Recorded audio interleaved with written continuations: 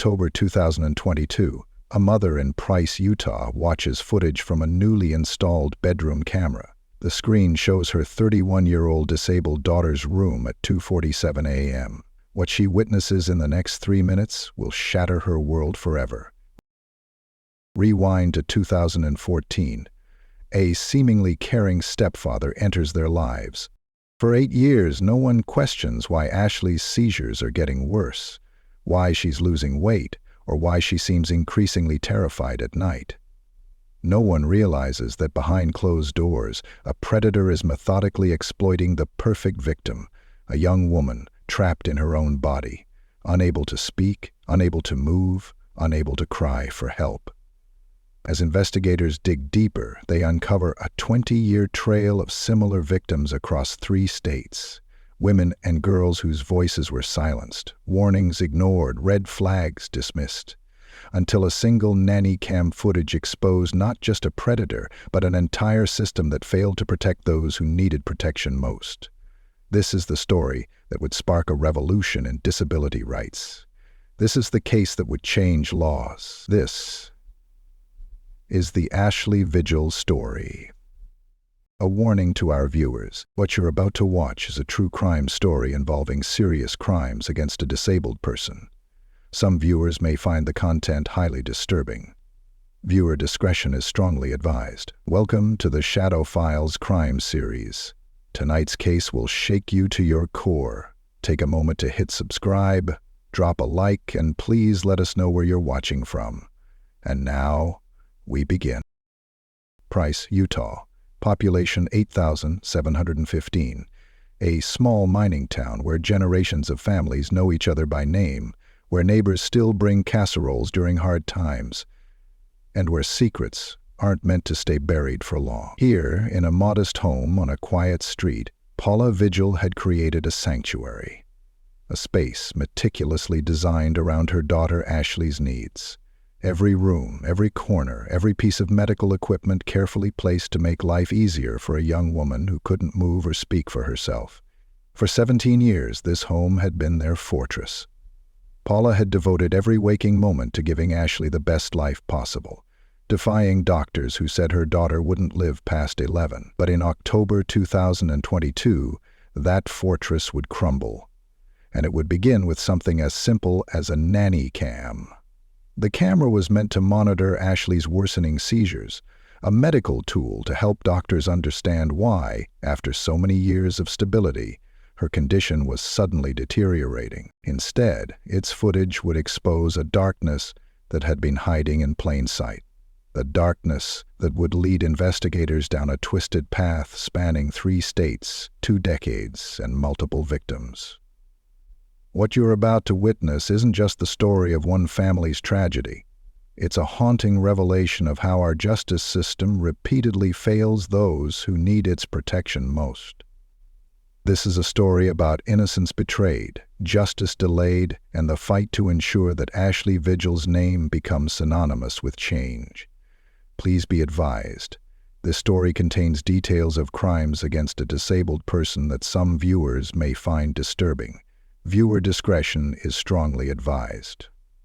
Paula Vigil was born into a world that doctors said wouldn't be hers for long. In her earliest years, as other children were taking their first steps, Ashley's mother, Paula, noticed something different about her daughter's development. The diagnosis came like a thunderbolt: Rett syndrome, a rare genetic disorder that would gradually rob Ashley of the ability to walk, to speak, to control her own movements. The doctors were blunt. "Prepare yourself," they told Paula. "She likely won't see her 11th birthday." But they didn't know Ashley, and they certainly didn't know her mother. In their Price, Utah home, Paula created what she called Ashley's tiny, safe bubble. Every morning began with gentle care, careful feeding, medication management, physical therapy. Ashley couldn't speak with words, but those who knew her best understood her language. A slight movement of her eyes could mean yes. A particular expression could signal discomfort. In her mother's words, Ashley was trapped in her tiny body, but her spirit remained unbound. Against all medical predictions, Ashley not only survived but thrived in her own way. She developed a special love for being read to, particularly by her grandmother. Though weighing only 48 pounds as an adult, her presence in the household was immense. She became the center of a world built entirely around her needs, her comfort, her safety. Paula often said that together they could beat anything. Through countless seizures, through medical emergencies, through sleepless nights, mother and daughter formed a bond that seemed unbreakable. Their home became more than just a house. It was a fortress of care, a sanctuary where Ashley could be safe, understood, and deeply loved. But in 2014, that sanctuary would be breached. The arrival of a new presence in their home would begin a chain of events that would eventually shatter their carefully constructed world. A world that Paula had spent 31 years building, protecting, and perfecting for her daughter. 2014 marked a turning point in the Vigil household. Brian Kenneth Urban, a 52-year-old medical equipment supplier, entered their lives with what seemed like perfect timing. For Paula, exhausted from years of being her daughter's sole caretaker, his presence offered hope. "I told him my life is doctor's appointments and surgeries," Paula would later recall. It was a warning and a test of sorts, a way of saying, this wasn't an ordinary household. Urban didn't flinch. Instead, he seemed to understand, to accept, to want to help. But as Urban settled into their lives, subtle changes began to surface. Ashley's health, which had been relatively stable despite her condition, started showing concerning signs. Her seizures, once manageable, became more frequent. Her weight, always delicate, began to drop. The changes were almost imperceptible at first. A new nervousness in Ashley's demeanor. Unexplained distress at night, small shifts in routine that seemed innocent enough in isolation.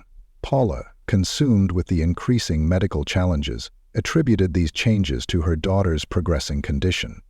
What no one knew then was that Urban carried secrets. Dark ones. Secrets that stretched back through 2 decades and across 3 states. Stories that would later emerge from Montana and Wyoming. Stories that, had they been heard sooner, might have changed everything. Together we could beat anything, Paula had always said about her life with Ashley. But now, unknowingly, she had invited something into their sanctuary that no amount of medical expertise or maternal devotion could protect against. By late 2022, Ashley's condition had deteriorated significantly. Her seizures had become increasingly severe, and her weight had dropped dramatically. At just 48 pounds, every ounce lost was cause for alarm.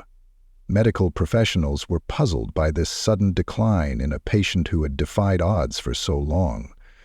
Following her doctor's recommendation, Paula installed a nanny camera in Ashley's bedroom. The purpose was simple: to monitor the nighttime seizures, to understand their patterns, to help the medical team adjust Ashley's care. It was a decision that would unveil something far more sinister than any medical condition. On that October night, as Paula reviewed the footage, her world collapsed. The camera had captured what no mother should ever have to witness. Her husband, the man she had trusted with her daughter's care, was methodically violating Ashley's sanctuary. The footage showed Urban entering the room, removing Ashley's clothing, assaulting her, then carefully redressing her, leaving no trace of his crimes. Paula's maternal instincts, which had kept Ashley alive against all odds for 31 years, now turned to pure protective rage. She immediately contacted law enforcement. Her hands shaking but her voice steady, she reported what she had discovered. Within hours, the Price Police Department launched their investigation. The response was swift. Police body camera footage from October 2022 shows Urban's arrest, a moment that would mark the beginning of the end of his freedom. But for investigators, this was just the start. What began as a singular, horrific discovery would soon unravel into something far more extensive.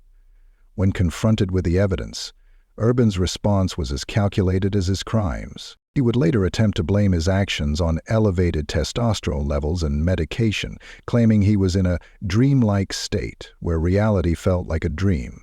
But the methodical nature of his actions, captured on camera, told a different story. She spent her life trapped in her little tiny body, where she could be safe in her home, Paula would later testify, her voice breaking. Then he took even that, and eventually he took her life. The safe bubble that Paula had spent decades creating for Ashley had been shattered in the most unimaginable way. As prosecutors built their case against Brian Urban, the charges mounted. 5 felony counts, including rape and forcible sexual abuse, painted a picture of calculated predation. But as investigators dug deeper, they discovered that Ashley's tragedy was not an isolated incident. It was merely the latest chapter in a decades-long pattern of abuse.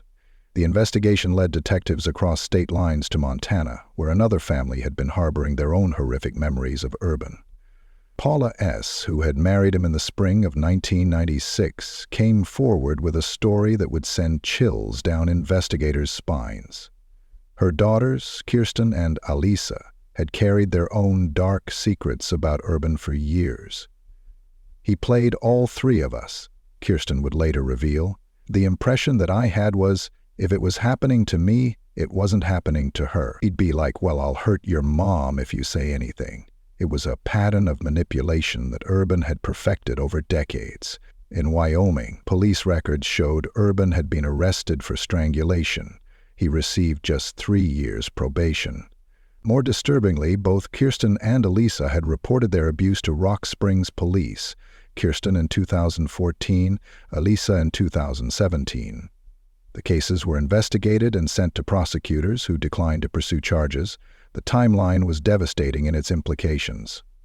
In early 2014, Urban left Paula S. and her family.